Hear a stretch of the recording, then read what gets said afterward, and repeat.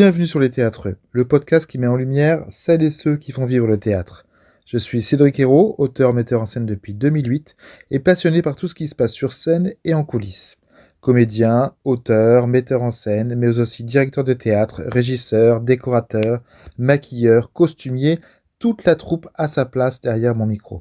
À chaque épisode, partez à la rencontre de ces passionnés qui donnent vie au 6e art. Alors détendez-vous et laissez vos oreilles profiter du spectacle. Hey coucou, c'est Cédric, votre podcasteur préféré. Alors je suis actuellement dans un très bel endroit, très sympathique, très bucolique, puisque nous sommes sur l'île Saint-Germain avec mon invité. Ce que vous entendez autour de nous, alors vous allez effectivement avoir pas mal de bruit, puisque je crois que c'est la finale du Tour de France et que les cyclistes passent pas très très loin, donc vous allez avoir des sirènes, l'eau qui coule pas très loin parce qu'il y a la Seine qui est juste derrière nous, etc. En tout cas, voilà, on est dans un bel endroit sympathique qui me touche personnellement pour les gens qui me connaissent. Et voilà, nous sommes déjà à notre 17e épisode. Merci beaucoup déjà à tous ceux qui suivent les théâtreux, que ce soit sur les réseaux sociaux, sur YouTube et évidemment sur Spotify. Voilà, je suis avec le plus jeune invité que j'ai la chance d'avoir à mon micro. Et oui, mon invité du jour n'a que 24 ans. Eh oui, on ne dira pas quel est mon âge, mais je pourrais être son père largement. Bref, ce jeune comédien, chanteur, musicien et également compositeur, m'a été chaudement recommandé par Daniel Schwartz. Alors Daniel, évidemment, je sais que tu nous écoutes. Daniel, pour ceux qui ne savent pas, et ça serait très étonnant, est la première invitée de mon podcast. Et du coup, elle m'a recommandé ce comédien de talent, qui n'est pas que comédien, qui a plein de cordes à son arc. Je dis bonjour et bienvenue à David Lustig. Bonjour à tous. Écoute, merci à toi d'être là, d'être présent dans ce bel endroit, dans ce joli kiosque tout en bois, sympathique. On a l'impression déjà un petit peu en vacances. Ouais. Ça c'est chouette. Avec grand plaisir. Ouais. Grand plaisir, c'est très très content. Merci Daniel et merci à toi Cédric du coup de m'avoir invité pour ce podcast. Merci à toi d'avoir répondu présent aussi rapidement. On s'est calé assez vite au final. Ouais. On s'est écrit, on a réussi à trouver un créneau et nous voilà déjà pour ce 17e épisode. Incroyable. Super. Du coup, bah voilà, on est bien, on est posé. Il manquerait juste un petit jus de fruits. Tiens, ça serait pas mal, ça. Ça serait pas mal. Bon, on ira chercher ça tout à l'heure. Alors effectivement, voilà, Daniel qui nous a recommandé parce que elle est venue te voir sur scène. Alors tu nous raconteras quelle était cette scène exactement. Et du coup, elle me dit non mais attends, il faut absolument que tu l'interroges, ce jeune homme. Il a beaucoup de talent. C'est juste parfait pour ton podcast. Donc ok, moi je m'exécute. Hein, les recommandations c'est toujours les meilleures. D'ailleurs, mes chers invités ou si d'ailleurs mes chers auditeurs auditoristes, vous avez des recommandations, n'hésitez surtout pas à m'écrire en privé et de me balancer des noms. C'est toujours sympa d'avoir des recommandations de votre part. Eh ben écoute, j'ai envie de dire, ce matin, quand j'ai préparé cet épisode, comme à mon habitude, j'ai posé la question à Instagram en disant est-ce que vous avez des questions pour mon invité du jour? Eh ben, figure-toi. Bonne question. Figure-toi que ça a vachement bien marché. Alors je pense que tu as beaucoup d'amis. Merci beaucoup les amis. Et alors je vais casser les habitudes. Les habitudes, c'est des questions que je pose en milieu d'épisode, mais là j'ai envie de couper un peu les habitudes et j'ai envie de démarrer direct par ces questions parce qu'elles sont percutantes et je pense qu'elles vont nous amener loin dans cette interrogation de podcast. En plus, voilà, t'es en mode allongé comme chez le psy, donc j'ai l'impression je remets mes lunettes droites. Tout allongé, on va regarder vers l'horizon. Et voilà. Pourquoi vous avez fait ça à votre père? Ça a commencé très jeune, ça c'est à cause de. Non, voilà, tout va très bien.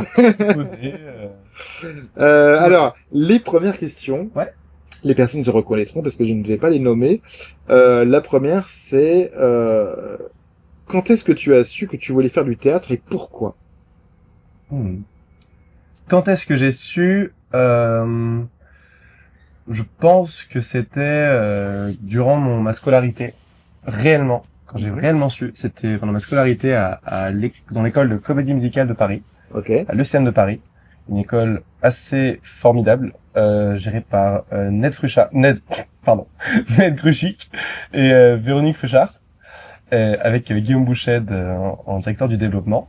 Ouais. Donc c'est une école vraiment incroyable de comédie musicale pluridisciplinaire, donc avec chant, théâtre, danse, claquettes, jazz, classique, mime, clown, solfège, expression scénique, chœur.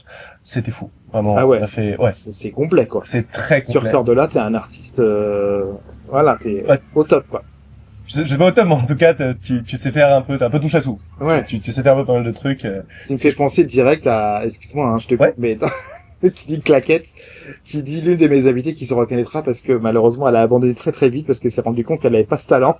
Ah mince. Je pense que je vais vous mettre en relation pour que tu puisses lui donner des cours en particulier. Alors, j'en serais peut-être un peu loin, mais on pourra en discuter avec grand plaisir, mais déjà, même moi, il faut que je reprenne un petit peu et que, Alors du coup, ça avec la quand est-ce que tu as su, parce que on rappelle, donc tu as 24 ans, tu sors tout droit de ton école. l'école, fait, je l'ai fini. voilà. Je l'ai terminé le 30 juin. Ah ouais. C'était hier, quoi. Ouais, c'était il y a 4 semaines là qu'on enregistre ce podcast. Incroyable. Et du coup le jour d'après directement, j'ai été engagé sur une des scènes à Disneyland Paris. Waouh. Mais et donc voilà. Donc c'est dans cette école-là que je me suis vraiment dit que le théâtre était assez formidable pour se métamorphoser, pour créer du lien avec le public, parce que j'ai toujours aimé ça. De base, donc je suis pianiste et chanteur. Ouais. Enfin, je l'étais, même si je le suis toujours. Ouais. Et ce que j'aime beaucoup, c'est partager. Donc ma musique, partager ce que j'ai comme émotion ou comme sentiment avec le public, avec des choses, avec des trucs comme ça. Et être en groupe. Être en groupe, j'adore ça. Donc faire de la musique aussi en groupe, c'est assez formidable. Et dans le théâtre, j'ai trouvé un peu la communion de toutes ces choses-là. Et j'adore ça, quoi. Donc j'ai fait un peu de théâtre un petit peu parsemé avant, mais c'est vraiment à l'ECM que je me suis éclaté et que j'ai trouvé ma nouvelle passion aussi. Trop bien. Pour le théâtre. Et cette école, du coup, ça dure combien de temps 3 ans. 3 ans. C'est 3 ans. Je la recommande à tout le monde. Vraiment, foncez. N'importe l'âge. Il n'est pas payé pour dire ça. Je suis pas payé. Même si Véro et Ned, si vous écoutez ce podcast, non, enfin, franchement, je pars dans tous les sens. Mais complètement, c'est une super école. Voilà. Mais du coup, tu disais aussi que à l'origine, tu étais musicien. Ouais. Du coup, t'as été, je sais pas, au conservatoire. Qu'est-ce que t'as fait? C'est quoi ton parcours d'école pour en arriver jusque-là, jusqu'à la scène mythique de Disney? Alors, mon parcours en tant que musicien. Déjà, ouais. Ouais, en tant que musicien, donc j'ai commencé par des cours de piano classique depuis l'âge de 5-6 ans. J'ai eu la chance d'avoir des cours privés avec une prof incroyable qui s'appelle toujours. Pourquoi elle s'appelait? Elle est pas décédée et elle va très bien. Naoko Hirata. Naoko Hirata, que je salue et qui est une super personne vraiment, qui m'a fait aimer la musique plus que tout. Et ça, c'est fantastique, vraiment. Donc j'ai fait beaucoup de classiques, beaucoup de piano classique. Et ensuite, je voulais faire compositeur de musique de film. Sauf que je me suis dit que ça allait peut-être pas coller forcément avec... En fait, t'es très seul quand t'es compositeur de musique de film. Et actuellement, et même à l'époque, quand j'avais cette petite réflexion-là, toujours aujourd'hui, et je pense que ça va un peu perdurer, j'ai besoin d'être avec du monde. Dans un groupe, dans un truc pour partager, en fait. Partager ta passion avec d'autres gens. Ouais, bien sûr. Et être seul comme ça, sur son ordi, pendant des heures durant. J'ai eu l'occasion de discuter avec des compositeurs de musique de film, et c'est ce qu'ils me disaient, quoi. C'était vraiment le premier retour. Donc c'est génial, parce que tu travailles pour un autre média, un autre médium. Et donc il y a quand même une relation, un sentiment de partage et de relation. Mais t'es seul, quoi. Ouais. Donc il y avait ça, et je me suis dit, dans ma tête, j'étais parti pour la composition de musique de film, avant d'avoir ça en tête. Mais j'avais pas de formation solfégique, ni harmonie. D'accord. Du coup, qu'est-ce que j'ai fait? J'ai fait 2 écoles de jazz à Paris. J'ai fait la Bill Evans Piano Academy en cours du soir pendant 2 ans, et l'IMEP, Paris School of Music, pareil, une école de jazz, D'accord. pendant 2 ans également. Pareil en cours du soir, les deux se sont enchaînés avec ma licence de langue en parallèle. Wow. J'étais en double cursus. Ah oui. Oui, une licence très sympa où du coup ça m'a permis de perfectionner mon anglais et mon espagnol. Donc ça c'était vraiment génial. Donc je fais ça, je fais ma licence et suite à ces 3 années de licence plus une année toujours à la Bill Evans, je décide qu'au final en fait la comédie musicale m'intéresse de plus en plus. Et parce que j'étais aussi élevé un peu avec ma famille, avec tous les Disney déjà, mais plus que les Disney, c'était aussi les comédies musicales de Gene Kelly, de Fred Astaire, donc le Golden Age de Broadway, et les comédies musicales un peu plus récentes également. Et donc je me suis dit, en fait j'aime beaucoup ça. Donc je suis allé voir mon chef de chœur, parce que j'étais dans ce chœur d'enfant. J'ai dit ça ou pas encore? Tu me l'as dit en off. J'ai dit en off. Ouais. J'étais dans un chœur d'enfant semi-professionnel qui s'appelle Sotto Voce, qui est en résidence au Théâtre du Châtelet. Oui. Rien que ça. Rien que ça. Oui. Rien que ça. Voilà. Qui demande c'était un chœur d'enfant formidable, quoi. J'ai une expérience, j'ai adoré ce chœur. Donc, avec beaucoup de répétitions au Châtelet, à l'Opéra Bastille. On a eu la chance d'aller aussi à la salle Gaveau, chanter et jouer. Magnifique. Et c'était très rigoureux. Donc, avec des horaires très précis, que je retrouve aussi parfois à Disney, aujourd'hui. Une rigueur parce qu'on était 50 choristes. Et tout le monde était copain avec tout le monde. Le chef de chœur franco-américain, Scott Alan Prouty, Prouty, est aussi assez exigeant et voilà, parce qu'il a aussi une éducation américaine et il a grandi à côté de Broadway, du coup il a tout cette exigence-là. Et donc j'ai fait tout ça et c'était quoi la question de base? Elle va être contente quand elle va écouter. Elle disait quand est-ce que tu as su que tu voulais faire du théâtre et pourquoi?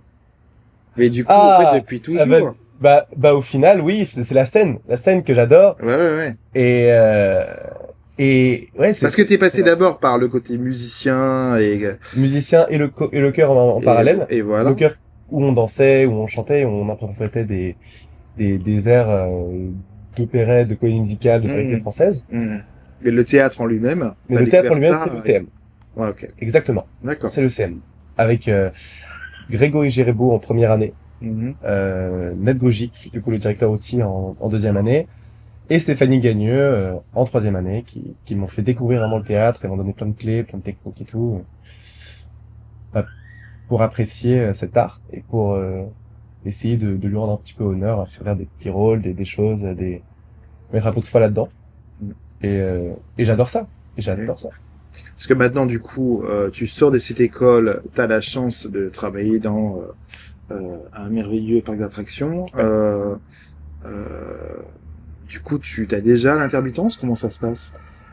Je n'ai pas encore l'intermittence. Je l'aurai sûrement bientôt. Ouais. Parce qu'avec le nombre d'heures qui vont te faire travailler, j'imagine que ça va vite arriver, quoi. C'est ça. Ouais. C'est le but pour toi, ou est-ce que tu t'as un taf à côté, ou comment ça se passe? Non. Est-ce que tu veux être intermittent? Alors, bien sûr que je vais être intermittent. Et en fait, j'essaye de mener à la fois donc cette carrière-là, passer des auditions, faire comédien-chanteur pour des comédies musicales ou du théâtre aussi, plus du théâtre, même pas de musical, parce que le théâtre c'est super. Ouais, bien sûr. Et aussi une carrière de chanteur-pianiste et composition. Donc j'ai écrit un single aussi, écrit et composé qui est sorti en 2023. Take My Love Away, disponible sur Spotify, Deezer. Trop bien. Voilà, piano-voix avec des petits chœurs, c'était super sympa à enregistrer et à sortir. Je pourrais même diffuser ça. Avec grand plaisir. Ben oui, carrément. Avec grand plaisir. Trop bien. J'ai pas fait beaucoup de promos, mais avec grand plaisir. Non, mais autant utiliser les plateformes qui existent. Donc, trop bien. Et donc ouais, ça et en parler peut-être. Je me dirigerai grâce au conseil de mon prof de chant de 3e année qui s'appelle Marc Marian, qui est actuellement en tournée au Japon et qui est un artiste formidable. Peut-être un petit peu vers une case de chanteur crooner. J'aimerais beaucoup aller dans ça. Et remettre un peu au goût du jour, ce qui peut être un peu vieillot pour les jeunes générations, les crooners des 50, 60 avec... Oui, bien sûr. Voilà, avec... c'est cette image parfois un peu vieillotte. Mais en même temps, très classe et très subtil parfois, mais du coup à revoir. Parce qu'il y a 2-3 trucs que j'aimerais incorporer là-dedans. On verra ça, je vais monter progressivement ça. Et j'ai fait aussi beaucoup de piano-bar. Ah, ok. Sur Paris ou... Sur Paris. Dans des hôtels, dans des bars. Ok. Ouais. Trop bien. J'ai pu faire un mariage au Ritz, un nouvel an Peninsula. C'est mes grosses têtes d'affiche. Ah oui. Et après des bars, des hôtels, des bars d'ensemble, des choses un peu comme ça. Et il me tarde de les reprendre. Trop bien. C'est trop piano bar. Mais oui. Trop bien. Alors justement, il y a une question d'une followers qui était assez drôle puisque du coup, c'est une question que je pose aussi. C'est quoi tes rêves? C'est quoi les personnes qui te font rêver dans ce métier et qui t'ont donné envie de le faire? Oui. Alors, j'en citerai plusieurs. Déjà, Tom Hanks. Ok. Je trouve Tom Hanks exceptionnel. Je trouve que c'est un acteur, c'est mon acteur préféré. Il est si bon. Enfin, il a une sobriété et une justesse, mais magnifique, qui me touche beaucoup. Vraiment, ça me touche beaucoup ce qu'il fait. Ouais. Et du coup, ce qui est intéressant aussi, c'est que en deuxième année, on a fait beaucoup d'exercices de masque neutre, de masque avec Ned Gogic justement. D'accord. Donc on a appris à beaucoup travailler cette juste sobriété, donc pas. Bon là c'est encore autre chose, mais être plus dans. Ouais non, je sais pas pourquoi je parle de ça. Parce que j'ai adoré le masque peut-être. Mais parce que j'ai juste adoré. C'est un exercice au théâtre qui est très connu et qui permet en fait justement de passer d'une émotion à une autre très rapidement, de s'inspirer notamment de personnes connues, notamment Tom Hanks. Tom Hanks qui, alors du coup, ce qui est très drôle, Tom Hanks qui a joué le rôle de Walt Disney. Ah oui, aussi dans l'ombre de Marie. Comme par hasard. Alors ça c'est vrai. C'est vrai. On revient à Disney du coup. Ouais, c'est rigolo. C'est drôle. C'est pas ça l'influence, mais c'est rigolo. Mais très bon film. C'est rigolo. Très bon. Génial. Ouais. Dans l'ombre de Marie, c'était génial. Ouais. Oh là là. Et puis même physiquement, dire que ils ont fait un travail de fou. C'est une tuerie. C'est un match direct. Tuerie, j'adore. Ouais, ce film est génial. Ah mais c'est. Ah, on entend, ça doit bientôt être l'arrivée des cyclistes. On entend des... La dernière étape, là, il va bientôt arriver, les premiers. Ouais. Mais c'est trop bien parce que du coup, c'est une référence que j'aurais pas imaginé parce qu'effectivement, moi j'aurais pensé à, je sais pas, un compositeur, un musicien. Si, il y en a. Il y en a d'autres, bien sûr. Donc là, c'est juste, la première qui m'est arrivée d'un coup. Ouais. Mais je dirais aussi c'est un chanteur. C'est un chanteur néerlandais et c'est un crooner néerlandais qui a 28 ans, je crois, 28-29 ans. Ok. Qui a gagné The Voice aux Pays-Bas en 2019. Et j'ai eu la chance de chanter avec lui New Morning en mars 2023. Il s'appelle Dennis Van Arsel. Okay. C'est un artiste formidable. Très, très, très sympa, vraiment, via TikTok. J'avais fait un TikTok en lui disant, en lui parlant en anglais et chantant ma chanson, en lui demandant donc si c'était possible de faire sa première partie au New Morning. Parce que je l'avais découvert un peu avant. Et j'avais adoré. Et j'adore son timbre de voix, ce qu'il dégage. Et surtout sur scène, j'ai découvert le personnage qu'il était, la personne qu'il était. Et c'est vraiment quelqu'un qui m'inspire beaucoup. Parce qu'il est très jeune. Mais qu'il a une aisance sur scène et une sympathie, une honnêteté en fait, sur scène et dans la vie de tous les jours aussi.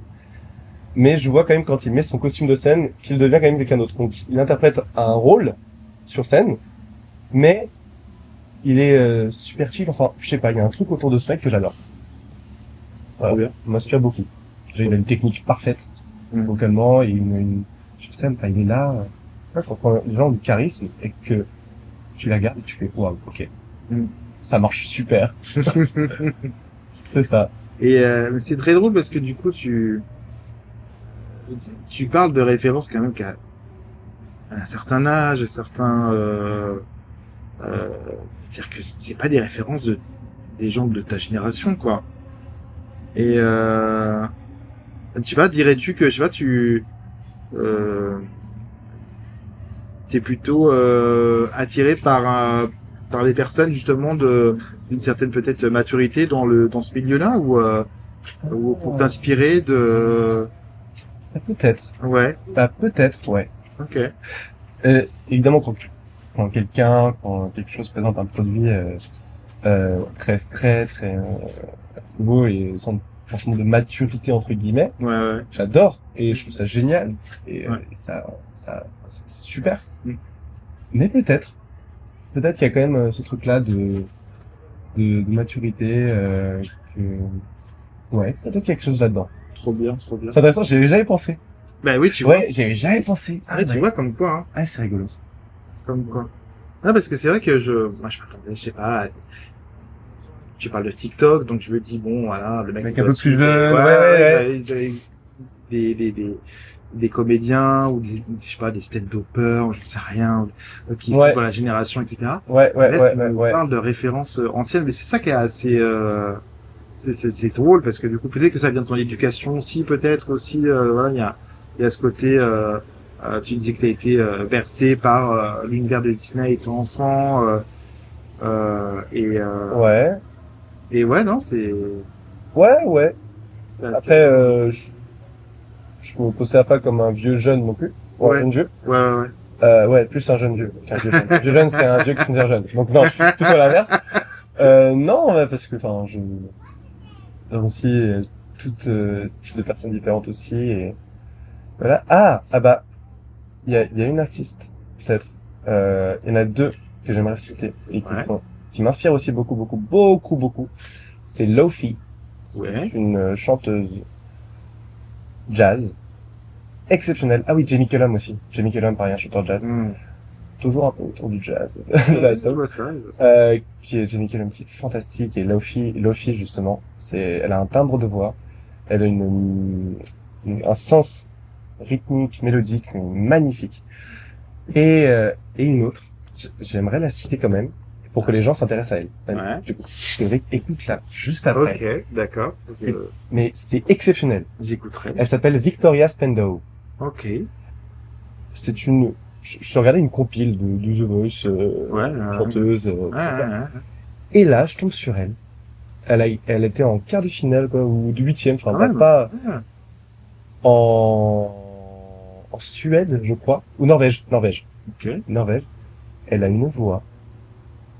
Et tu la regardes sur scène. En plus, elle a une petite frange, du coup, on voit pas, une grosse frange. On voit pas trop ses yeux. Ok. Et c'est, waouh. Ah ouais. Enfin, je suis très admiratif. Et on la connaît pas trop, quoi. Elle a, je crois, 5000 abonnés sur Instagram. Ouais. Elle débute un petit peu. Mais elle est exceptionnelle. Ah ouais. C'est vraiment une artiste à suivre. Trop bien. Ah ouais. Et est-ce que tu aurais une référence peut-être plus théâtrale ou une référence ah oui, ça pour le coup c'est très théâtral aussi. On va aller vers si on va aller dans l'AG. Ouais, non mais c'est génial. Ah, Michel Galabru est formidable. Ouais. En termes de comédie musicale, parce que du coup c'est aussi ton univers. Jeremy Jordan, je dirais. Est-ce que tu connais Jeremy Jordan? Alors non, là comme ça, non. Jeremy Jordan, c'est un comédien, chanteur, danseur aussi, qui a joué dans Newsies. Ah ok. Tu connais Newsies? De nom, ouais. Musical de Disney. Eh ben oui, toujours. Arrêtez de... J'adore ça. Bah écoute, voilà. C'est tellement cool aussi ce qu'ils font. J'adore. Ça s'appelle Newsies. C'est une comédie musicale qui est sortie en 2012. Je vais pas donner de date pour ne pas. D'accord. On revérifie. C'est ça. Mais c'est un comédien, chanteur que j'admire beaucoup dans le monde de la comédie musicale. C'est pour moi un ténor dans les deux sens du terme. Ok. Un ténor fantastique. Et je dis pas ça parce que je suis baryton et que je rêverais d'être un ténor. Loin de là. Mais non, parce que non, c'est juste que j'adore être baryton maintenant. Ouais. Non, c'est juste un super comédien. Trop Super bien. comédien, un super chanteur et quelqu'un dont je m'inspire beaucoup. Ah, génial. Voilà. On a une dernière question d'une followers. Ouais. Quels sont les rôles avec lesquels tu as le plus de difficultés et pourquoi? Je dirais les rôles proches de moi. Les rôles dans lesquels les gens, ou je me dirais, plus je me dis, oh là là, c'est très proche de moi ça. Ça correspond à un état dans lequel je pourrais être. Parce que le personnage est peut-être un peu jeune, peut-être un peu, enfin, où je trouve des points d'accroche, mais très très évidents, de manière très évidente. Tu préfères jouer des rôles qui sont à De l'opposé de ça? composition Ouais. extrême opposée. Par Bien exemple, je me suis éclaté, mais éclaté, dans Alfred Doolittle. Ah Alfred ouais. Doolittle dans Ok. My Fair Lady. Et donc, c'est le spectacle dans lequel Daniel m'a vu. Ah, C'est le spectacle de fin d'année, là. d'accord. Mais c'est un rôle, mais j'ai adoré jouer Alfred Doolittle. Trop bien. C'est, ouais, c'est un monsieur ouais, c'est un, 50-60 ans, peut-être un peu Ok. plus. Ouais. À 50-60 ans, un éboueur, Ouais. qui est un ficelard. Marrant, mais il est horrible. Il vend sa fille, mais encore, il s'en fout un peu, il dit un peu là. Il est formidable. C'est Trop bien. un rôle marrant, en même temps, parce qu'il est léger, parce que mais se considère très intelligent. Donc, il y a une dimension un peu profonde que le personnage pense être. Ouais. En fait, pas tant. Les gens le considèrent comme un clown. Ouais. Mais j'ai aussi beaucoup aimé le clown.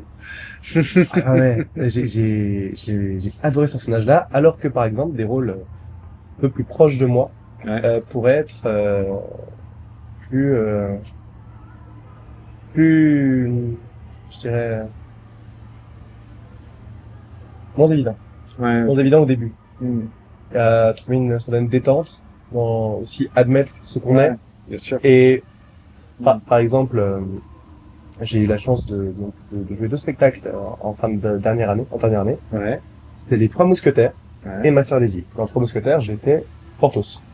Ok. Donc Porthos à première vue, peut-être pas forcément moi, mais le metteur en scène et directeur Ned Grugic on a fait un spectacle, c'était Les 3 Mousquetaires, la presque histoire, donc il y avait un peu de petites modifs à droite à gauche, c'était très sympa avec plein de chansons à rajouter.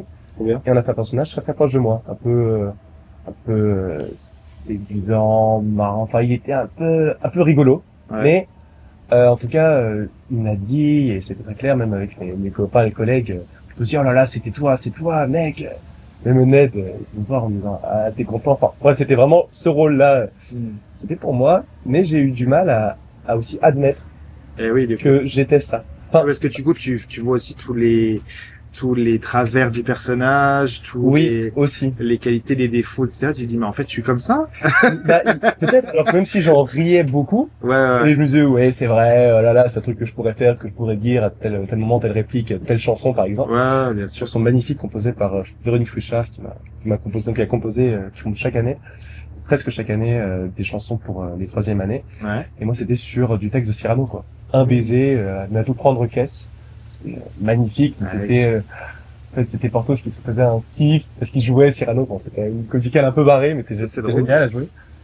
Et toutes ces choses-là, au final, c'était pas évident parce que j'ai eu du mal à trouver cette éclatade. Au final, si, parce que c'était génial et le spectacle est super et au fur et à mesure, parce qu'on a eu 20 représentations à peu près quand même au Théâtre de la Plaine. Voilà, Espace Paris Plaine, et c'était super.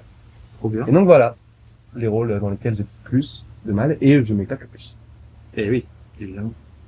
Et moi, ce que j'aimerais savoir, c'est justement qu'est-ce que t'aimes le plus et qu'est-ce que t'aimes le moins dans le milieu du théâtre. Peut-être on parle de tâches ou de, tu vois. Oui. Voilà. Ce que j'aime le plus,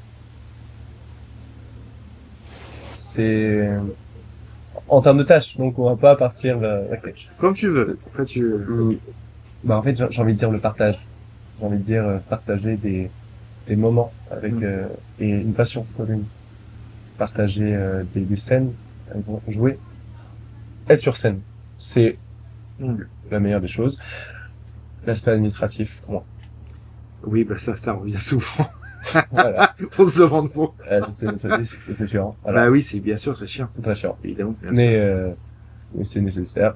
Voilà. Eh oui, comme tout. Et les tâches, je dirais peut-être jouer, apprendre un texte et les lectures. J'adore les lectures. Pour la première fois, lire un texte et entendre, voir, s'imaginer. Ça peut rendre, parce que ça, je trouve que c'est une des meilleures choses. Voilà. Les débuts et les fins aussi, et les milieux. Tout est... Tout, quoi. Non, ouais. Mais vraiment, cet aspect-là, en fait, un peu derrière, ou parfois aussi l'écriture. J'essaie aussi d'écrire un petit peu Trop bien. des choses à gauche à droite, des monologues, des petites idées que j'écris. C'est bien, il faut écrire. C'est important. Et en fait, oui, je pense qu'il y a vraiment cette chose-là, d'être un peu plus seul. J'ai un peu plus de mal. Actuellement, à 24 ans. Voilà. Non, mais ouais, après, oui, je peux comprendre, effectivement.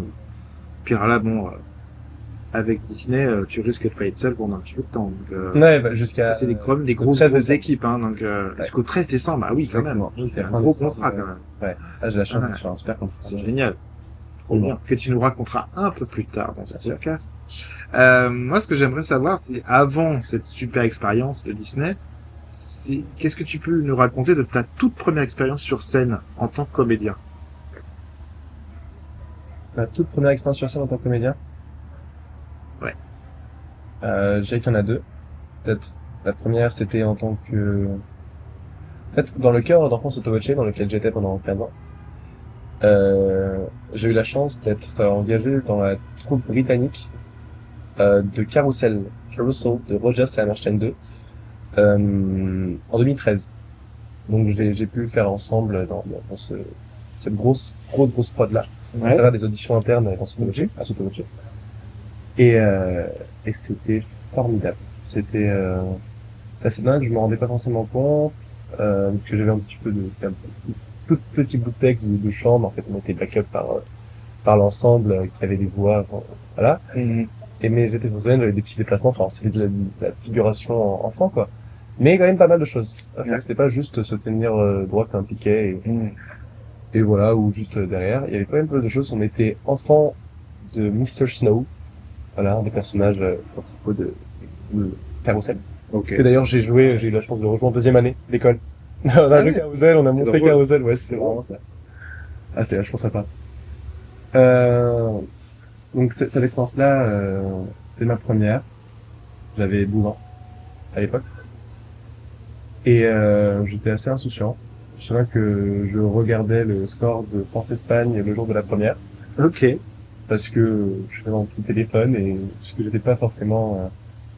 En fait, je me rendais pas compte de l'importance que ça avait et à quel point j'avais de la chance, le privilège d'être là où j'étais à ce moment-là. Et l'autre moment du théâtre pur, c'était, je pense, la scène de mon spectacle de première année à l'ECM, c'était Scoop le musical, inspiré d'une histoire à Bordeaux. Et là, pareil, j'étais dans l'ensemble, mais là, même si donc la salle était un peu moins impressionnante que Châtelet, c'était un cours de voix, les heures de cours de voix, mais c'était quand même incroyable et avec là, je me rendais compte de ce que c'était de jouer. Même si du coup, j'ai eu la chance aussi de faire Châtelet, Gaveau, l'Opéra Bastille, Notre-Dame de Paris aussi pour le 850e anniversaire. Ah oui, quand même. des énormes scènes où j'étais choriste, voilà. Mais en tout cas, en termes de théâtre, oui, c'était ça. Ouais. Et ça booste, et l'idée de troupe aussi m'a donné une pêche. Ça te donne une niaque. Ben oui, parce qu'il y a cet ensemble. Cet ensemble qui te pousse, qui te fait avancer. Exactement. Bien sûr, évidemment. Ça, je trouve ça formidable. C'est trop bien. Alors justement, avec toutes ces différentes expériences dans différents théâtres et quand même des théâtres de renom quand même, est-ce que tu as des anecdotes? Je suis sûr que tu en as plusieurs. Notamment peut-être une qui t'a marqué en particulier et que tu as envie de nous raconter. Dans un théâtre? Ah bah, évidemment dans un théâtre. Un théâtre? Idéalement dans un théâtre. Ou au moins dans le milieu du théâtre.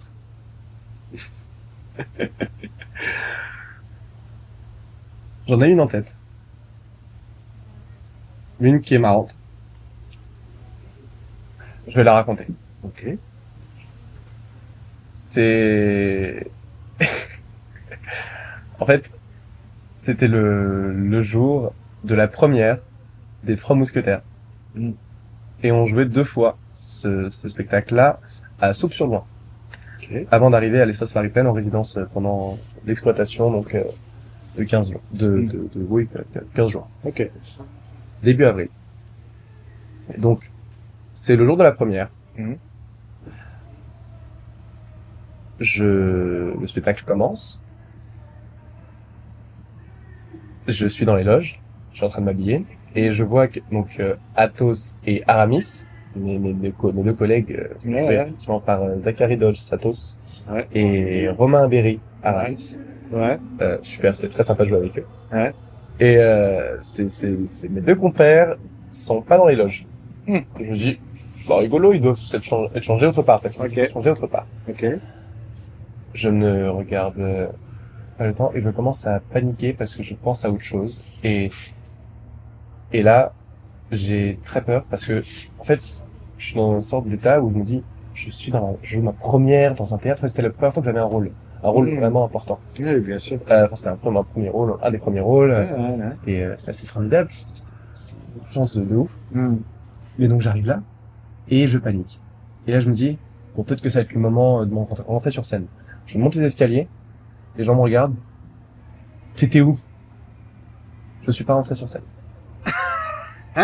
J'ai oublié de rentrer sur scène pour ma première. Ah ouais? Et donc le public, à la suite. Non. Donc normalement c'est D'Artagnan qui bouscule un peu Athos, Porthos, Aramis. Je vous donne rendez-vous à telle heure ici. Et bah du coup moi je suis arrivé. Ok. Au rendez-vous. À la scène d'après. Le premier, ils font, c'est qui lui?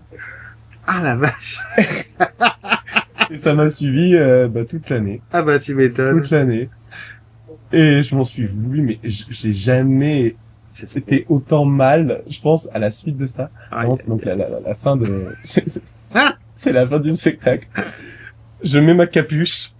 Je lève pas un regard, enfin je suis comme ça, et je suis dans mon coin, et heureusement ils ont été vachement bienveillants. On me dit quand même, bon, la prochaine fois tu rentres sur scène, mais j'étais si mal, et depuis, je ne suis jamais... normal.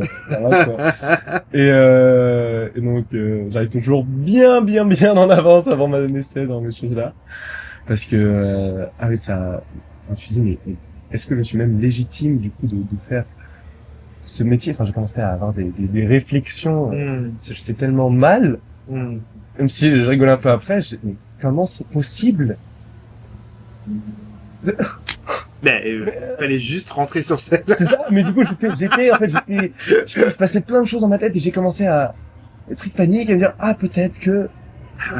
Et là, je me souviens du regard de mes collègues en deuxième année qui m'ont dit, mais t'étais où? Je regarde, tu fais. Je sais pas, il y a un truc dans mon corps qui je deviens froid. Et je peux même pas rentrer pour essayer de rectifier un truc. Oui, non, là, c'est pas ça. D'ailleurs, aujourd'hui, je pense, ce qui se passerait si j'oublie de... Bon, je ne dirais pas, mais... je ne sais pas. Non, mais, et donc voilà. C'est une anecdote assez marrante, mais, qui, encore une fois, qui m'a formé. Dans le sens où, c'est gérer aussi, je pense que c'était beaucoup de stress et de panique. Mais du coup, mal géré, forcément. Et c'est cool, du coup, parce que c'est cool. Non, c'est pas cool, parce que sur le coup, c'est pas cool. Mais, non, mais après, ça fait grandir. Évidemment, bien sûr. Et ça fait grandir. Et c'est des anecdotes rigolotes, du coup, que je peux raconter, par exemple, là, sur le podcast Les Théâtreux. mais voilà. Mais c'est génial. Et justement, tu me lances une perche. Moi, j'ai envie de savoir un peu, comment tu gères maintenant ton stress? Est-ce que je sais pas, t'as appris des méthodes ou est-ce que t'as réussi à canaliser pour pouvoir justement pas que ça recommence et comment tu gères ton stress avant d'arriver sur scène? J'étais très tendu quand j'étais jeune, mais pas sotto voce. Quand j'étais à sotto voce, comme il y avait l'aspect de groupe, on était 50 sur scène, je n'avais jamais le trac avant de passer. Oui, 50, c'est beaucoup. On était 50, 45, 50. Même si évidemment j'avais des phrases solistes, j'étais jamais en fait on était tout le temps en groupe et je sentais pas forcément un stress, j'étais pas voilà. Même si oui, j'étais un petit peu tendu, enfin tout le monde a un peu de trac, mais c'était c'était vraiment un film comparé du coup à ce qui se passait. Ouais. Donc j'étais dans un lycée très artistique et j'ai eu la chance donc de jouer du piano un petit peu. Ok. Donc, pour des concerts, des choses comme ça. Trop bien. Mais là, alors qu'il y avait quoi, 50 personnes, j'ai été je pensais au collège, des lycées, j'étais en panique, mais je tremblais, et je perdais un peu mes moyens. Je perdais un peu, mais et du coup, je me disais, mais ça va tout le temps être comme ça, c'est pas possible, je peux pas faire ce métier, même si j'étais un peu composition, scène, un peu des deux. Je me suis dit, mais je ne peux pas faire ça, c'est pas possible. Et ben, au final, avec le temps, avec l'orientation, avec apprendre aussi moi, mes techniques aujourd'hui, c'est ma technique, c'est je me pose, je m'assois, je préfère être assis, je ferme les yeux, je détends et Ouais, tu respires. je pose tout. Ok. Et dans ma tête, je me répète un peu, ça va être super, tu vas faire ça, tac. Mais sans trop parler, trop me dire, juste en posant. Parce que j'ai aussi ce truc-là à l'école j'ai appris à me poser. Vas-y, ça c'est bien ça. C'est très cool. Et vraiment cette nécessité de me poser et ensuite de prendre l'énergie, de commencer à prendre l'énergie ou du personnage ou du rôle sur lequel je vais jouer. Voilà. Trop bien. Et qu'est-ce que tu donnerais comme conseil à quelqu'un qui veut démarrer le métier que tu fais actuellement? Et je compléterais avec quel est le conseil que tu aurais voulu entendre à l'époque et qui t'aurait aidé sur ta carrière, tu vois? Ouais. Donc voilà, c'est l'instant conseil. Alors, à l'époque, c'est quelle époque? Parce que j'ai 24 ans. Ben, c'est-à-dire que avant de peut-être de commencer l'école de comédie musicale, par exemple, tu vois, et te dire, tu vois, qu'est-ce que tu dirais à un jeune ou une jeune qui veut démarrer, qui veut qui veut faire ce truc-là, comme dire il y a rien à perdre serait faux et non, c'est pas vrai. Il y a pas rien à perdre, mais il y a beaucoup de choses à gagner. Voilà. J'ai pas travaillé cette phrase-là. C'est beau. Il y a beaucoup de choses à gagner. Il y a beaucoup de choses à gagner dans l'apprentissage de soi-même. En fait, cette école, le CN de Paris, m'a fait beaucoup grandir aussi émotionnellement, humainement, autre qu'artistiquement. Une école fait beaucoup grandir à plein de points de vue. Et ce métier-là, en fait, je reviens encore au terme de partage. On partage beaucoup de choses et on grandit par des expériences, par les rôles, par les anecdotes aussi, par pas mal de choses. Et je dirais, il y a tellement de choses à gagner que, en fait, si c'est là et s'il y a ce truc-là en fait, j'ai des amis, des collègues, dans différents contrats qui ont eu une carrière avant de manager, de commercial, de pas mal de choses. Ouais.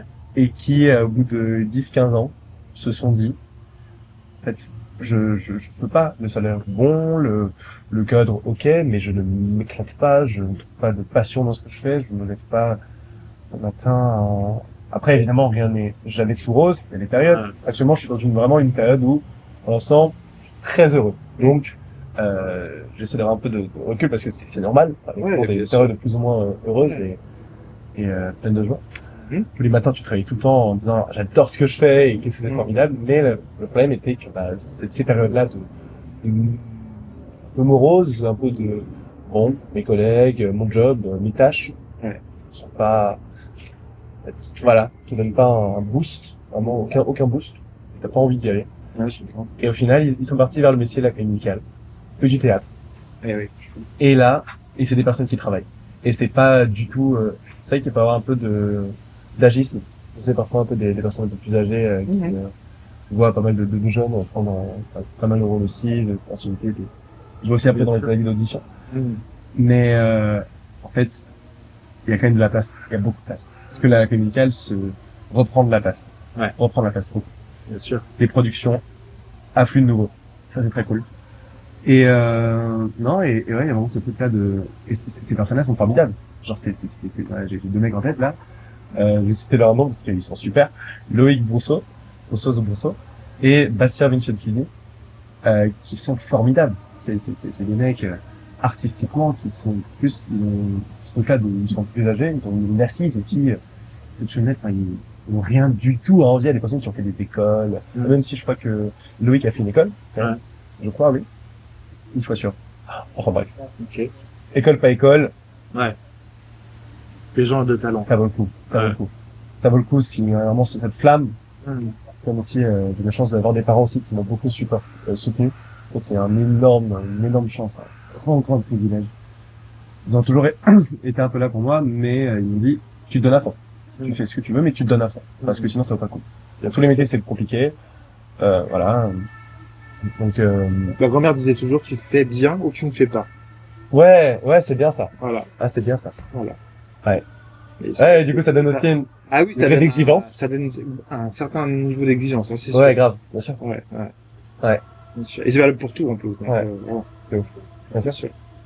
Et moi, ce que j'aimerais savoir, alors, on connaît les contraintes, c'est connu, tout le monde le sait, Disneyland Paris, pardon, sont très stricts sur leurs employés, etc. Il y a beaucoup de règles, etc. Mais moi, j'aimerais savoir comment un gars qui sort de son école de comédie musicale il y a 3 semaines a la chance déjà d'être engagé à Disney. Comment on fait Qu'est-ce qui s'est passé Qui t'a pris Je sais pas comment ça s'est répondu à une annonce C'est ça. Voilà. C'est ça. C'est ok. J'allais dire aussi simple, mais ce n'est pas du tout aussi simple. Non, c'est ça. Il y a une annonce. Ouais. Une annonce, comme il y en a souvent. Faut pas hésiter à regarder, à aller vérifier les petits comptes Instagram, Facebook, les pages des casteurs de Disney, de l'équipe casting. D'accord. Ils sont plusieurs. Ouais. Ils sont comédiens et chanteurs principalement, mais aussi parfois des open calls de danseurs. Pareil sur le site Disney Casting, Disney Edition. J'ai vu cette annonce-là, une annonce de rôle, et du coup j'ai passé une audition. J'ai passé un tour, j'ai passé 2 tours. J'ai passé plusieurs tours. Okay. J'ai passé plusieurs tours, vidéo et physique. Ouais. Et voilà, et tout le monde peut postuler. Okay. Tout le monde peut postuler, et ensuite c'est l'équipe casting qui décide. Bien sûr.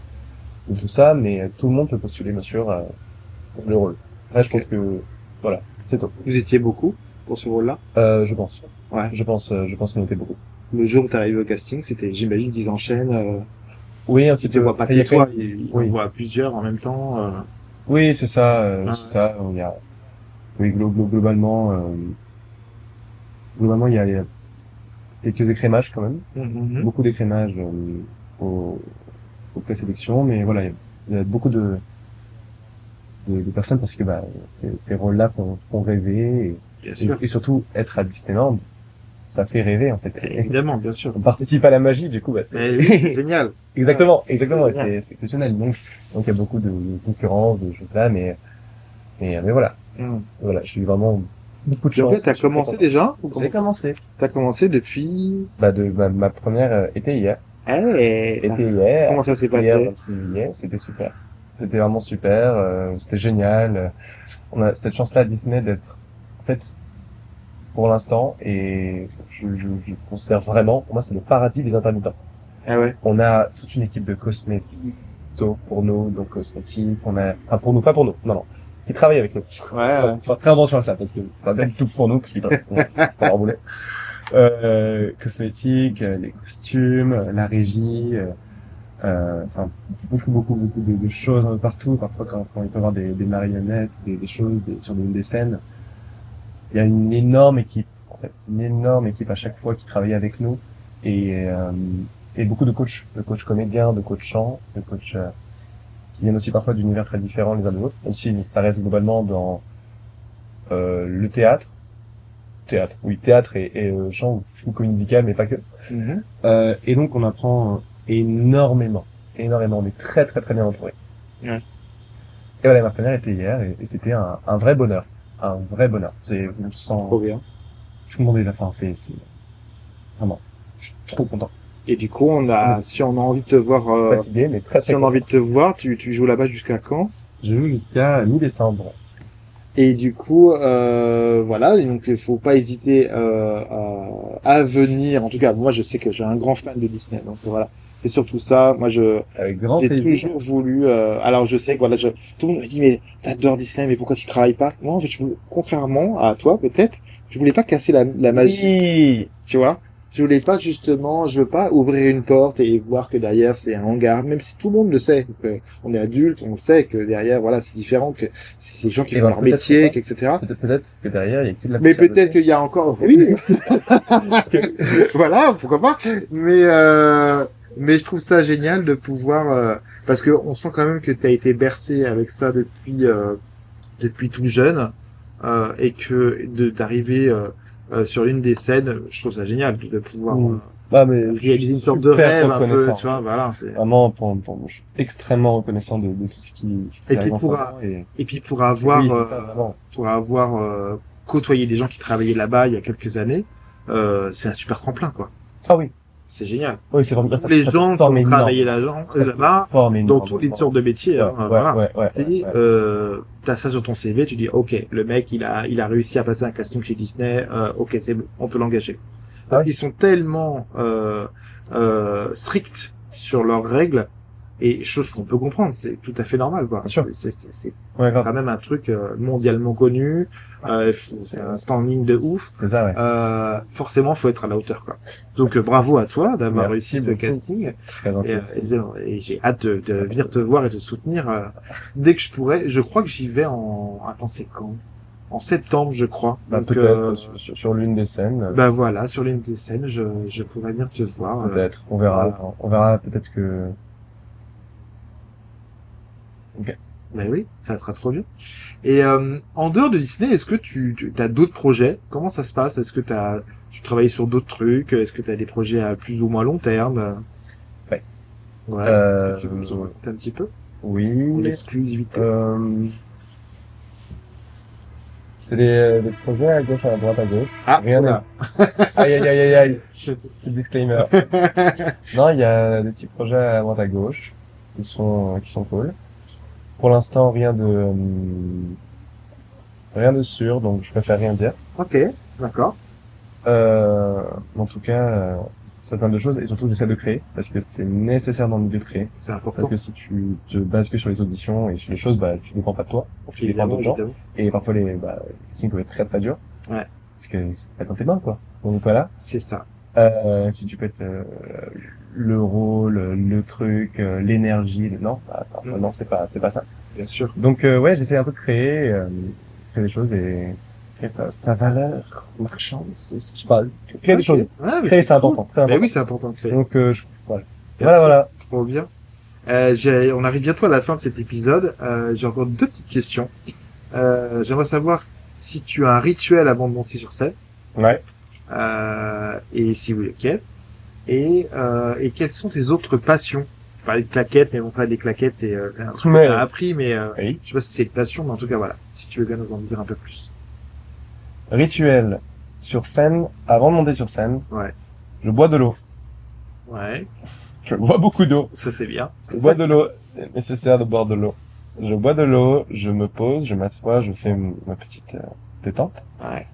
Il y a un peu de self positive, des choses un peu cool sur le fait que ça va bien se passer, sur le fait que je connais un texte, que je connais le parcours, je connais tout ça. Des personnages que j'ai à jouer en théâtre. Ok. En théâtre avec un grand A tréma. Non, c'est vraiment c'est complexe. Ah non, c'est complexe. C'est complexe. Oh, que je dis. Non, non, ouais, ça, c'est. On aura compris, t'inquiète. Il y a pas de souci. Voilà. On ne juge pas. Bon, bah, ça va. Ouais, bah, c'est ces petites choses-là. Pas d'accessoires fétiches ou de, je sais parfois des personnes aiment bien avoir des. Ouais, je sais, il y a des trucs. Ouais, bien sûr. Ouais. Des chaussettes. Ah si, j'aime bien avoir mes chaussettes piano. Des chaussettes piano, d'accord. J'aime bien avoir des chaussettes un peu différentes, enfin un peu différentes, mais ouais, avec des têtes dessus, des gens, des trucs.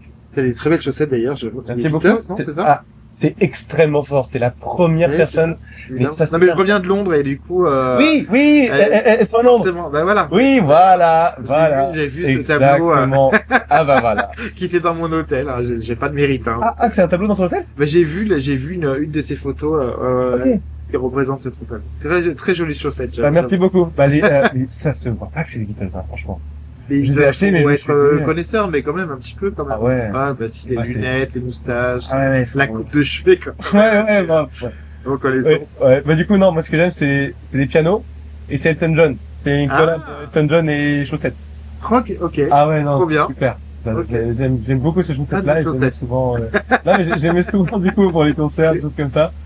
Mais pas forcément, c'est pas systématique. Non mais c'est drôle d'avoir ce petit rituel vestimentaire parce que ça amène à un truc qu'on parle toujours du caleçon cambone alors du mouchoir que qui va toucher qui date de voilà. C'est beaucoup plus pour les concerts du coup. Ouais. À part quand c'est dans les hôtels un peu des palaces et tout là moins. Moi ça peut être moins de chaussettes de piano mais si je pourrais. Franchement rien à perdre, hein, c'est sympa.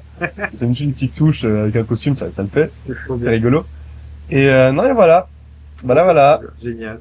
Et tu m'as dit rituel et tes autres passions. Autres passions. Ouais. Les chaussettes. Bah écoute, non, franchement, j'aime bien passion. Ouais, pas mes passions. Je sais pas. Bah, tu fais tellement de trucs artistiques à un moment donné. Ouais, je m'épanouis dans mes passions et c'est ces passions-là. Je dirais, j'adore la mer. J'adore le bleu, j'adore l'eau. Ok. J'adore ça. Ok, trop bien. Ça, c'est rigolo. Et je me passionne aussi des petites choses. Des petites choses cool. Très petites. Par exemple, juste, marcher seul sur un truc, je peux adorer. Et, dire, j'ai passé une super journée parce que j'ai juste marché 5 minutes. Ok. Ou, juste voir un avion passer par c'est les petites choses de la vie, quoi. C'est ça. Okay. C'est des petits moments. Pas tout le temps, parce que sinon, ce serait extatique tout le temps. Ouais, bien sûr. Juste, il se passe un peu que, beaucoup trop fort pour la tête, des émotions aussi fortes pour rien. Exactement. Mais, ouais, l'eau, j'adore ça. L'eau, ça me détend, ça me fait beaucoup de bien. Génial. Trop bien. Voilà. On arrive à la fin de cet épisode. Est-ce qu'on peut tu peux nous dire où est-ce qu'on peut te retrouver? Peut-être sur les réseaux sociaux? Oui. Alors, dis-nous tout. Vous me retrouvez sur Instagram, david.lustig. Vous pouvez me retrouver sur TikTok, david.ltk. Ok. Vous pouvez me retrouver sur Facebook, davidltk aussi. Ok. Et sur Spotify, du coup? Sur Deezer et Spotify bien. pour mon premier single. En attendant, le truc, ça sera plus tard. Mais ouais. C'est David Lustig. Aussi simple que ça. Mon single s'appelle Take My Love Away. Ouais, je fais le mec. C'est une chanson un peu pop jazz. Je me suis éclaté à écrire. Trop bien. C'est sympa. Et voilà. Et LinkedIn, ouais, on sait jamais. Ah bah, on sait jamais. David Lustig. Voilà. David Lustig. C'est parfait. Et Pinterest, non, ça c'est pas vrai. J'ai pas Pinterest. Mais le reste, c'est... Voilà. Bah, c'est parfait. Merci beaucoup d'avoir joué le jeu pour ce 17e épisode. Merci à toi. J'espère que ça aura été assez audible parce que les gars, la tempête de vent qui commence à arriver. Ouais. Entre ça et les cyclistes qui étaient tout autour de nous, c'était le truc improbable. Ouais. Mais comment on les a entendus? Bah écoute, je pense qu'on aura entendu, mais c'est pas grave. Je vais travailler un peu plus mon montage et puis c'est pas grave. Ouais, ça va. Super. Je te dis à très bientôt. Ouais. Sur ou en dehors de scène. Et encore merci à toi et merci à Daniel bien sûr de nous avoir mis en contact. Merci Daniel, j'espère que tu vas bien. Voilà, à très bientôt. Merci à toi. Salut, c'était super. Ciao. Salut. Merci d'avoir écouté cet épisode des Théâtreux. Si vous souhaitez participer ou tout simplement me contacter, n'hésitez pas à m'écrire sur ma page Instagram à les.théâtreux.podcast. Profitez-en pour commenter, noter ou en parler autour de vous. J'aurai le plaisir de vous retrouver pour un prochain épisode dans 15 jours. D'ici là, vous savez ce qu'il vous reste à faire. Allez au théâtre. À très vite.